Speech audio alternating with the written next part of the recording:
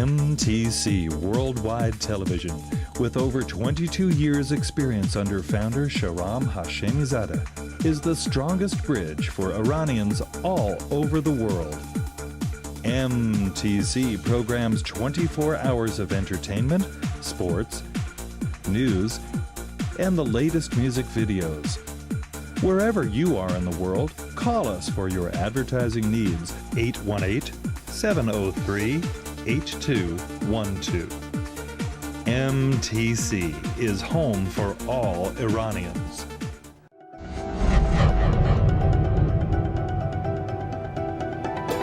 Nuclear issue in Iran.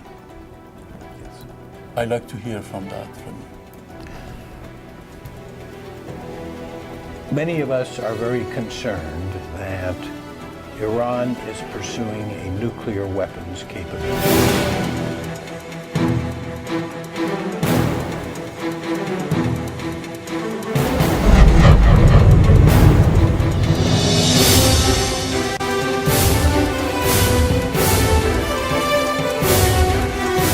Congressman, we value your point of view and thank you for opportunity today you give us.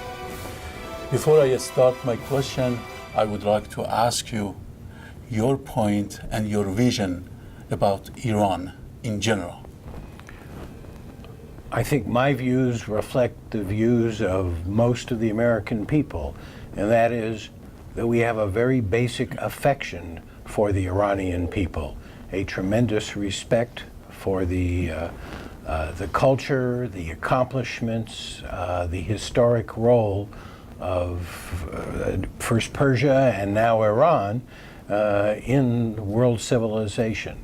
And as a congressman from Los Angeles, we've had a particular opportunity to get to know many of the people who have come from Iran, and we live and work and socialize with them, and that's just added to the respect and affection that we have for the Iranian people.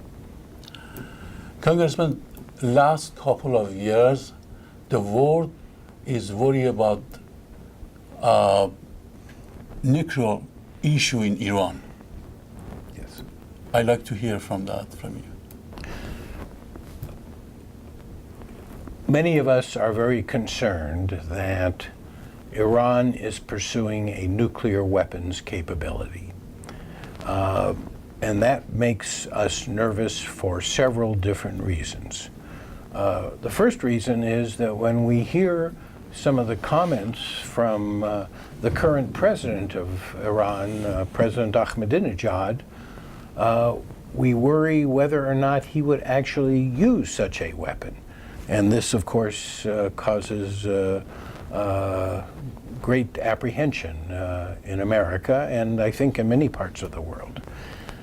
Secondly, if Iran pursues a nuclear weapons capability, then many other countries in that region will. It will be the end of the non-proliferation regime.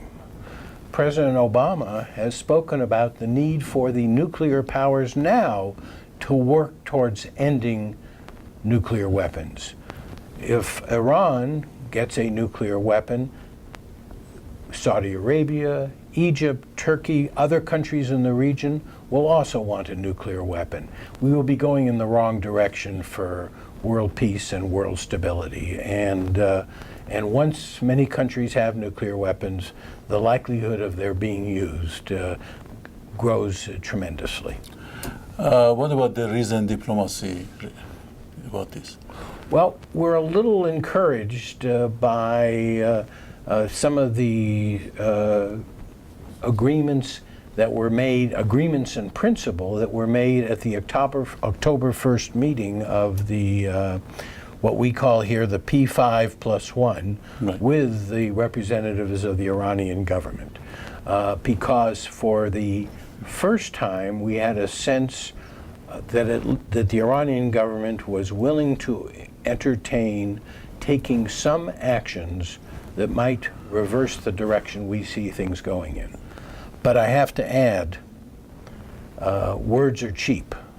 And for us, we want to see agreements written down and implemented, and we're going to be very suspicious until that happens. And that's the next step, or what's the next step? On October 19th, technical experts from the Security Council members plus Germany will get together with Iranian technical experts to discuss putting this agreement into specific words and including dates of implementation. Will Iran, in fact, allow much of their uranium that they've already enriched to be transferred to Russia for further enrichment, then given to France, where they will be put into fuel rods and sent back to the Iran in those fuel rods for the nuclear reactor in Tehran. This is only a small step, but it's an important one because it sets back the nuclear clock. And the Tehran reactor is under international safeguards. It is used for medical purposes. Those are good purposes. And every country wants to have the best technology possible to help the people who have cancer and who need the kinds of medical isotopes that reactor can produce. Of course. And how sensitive is the Iranian government about this matter, do you think? How sensitive are they? Well, Iran says one thing. We only want to have enrichment and reprocessing for a peaceful program of nuclear energy. But the secrecy with which they've gone about it, their willingness to violate the treaty that they have signed, the Nuclear Non-Proliferation Treaty, the failure to inform the IAEA, which is the enforcement agency for that treaty, of their different actions. They hid the Natanz reactor until a dissident group exposed it, until they concealed the construction of the nuclear facility at Qom until they heard that we had learned about it, and then late in September informed us of that reactor. These are actions inconsistent with their words. Until Iran becomes totally transparent, until the Iranian regime reveals all aspects of their program, many of us are going to be suspicious that they're really pursuing a nuclear weapons capability. How much does the administration trust the Iranian regime?